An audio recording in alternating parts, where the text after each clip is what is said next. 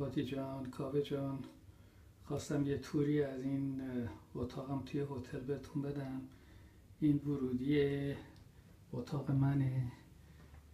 میای جلوتر، اینجا دستشویی، سمت چپش یه دونه وانه که البته دوش نداره و سمت راستش یه دونه دوشه که اون طرفش هم پنجره است، یعنی شیشه است به اتاق خواب.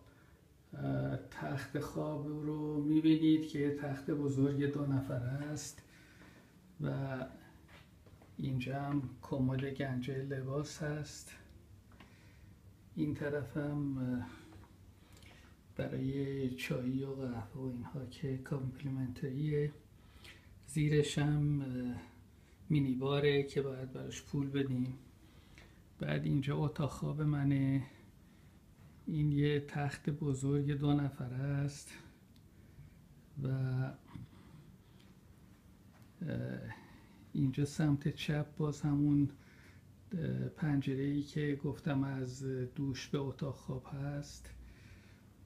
بعد این طرف یه دونه از این کاناپه ها هست.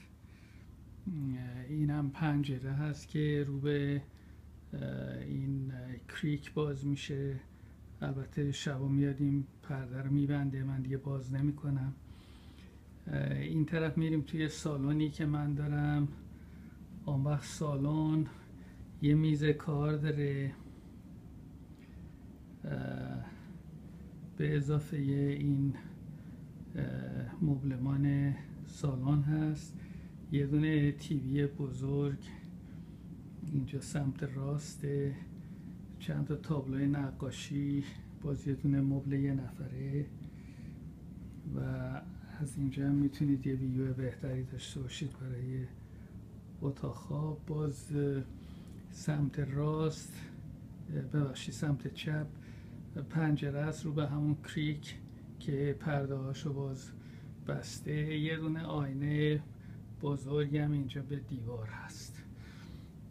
بعد توی اتاق خواب که میایی یه دونه تلویزیون بزرگ روبروی تخت خواب هست. زیرش هم کمد و گنجه است که اگه بخوای میتونی استفاده بکنی. یه تور مختصری بود از اتاق من توی هتل.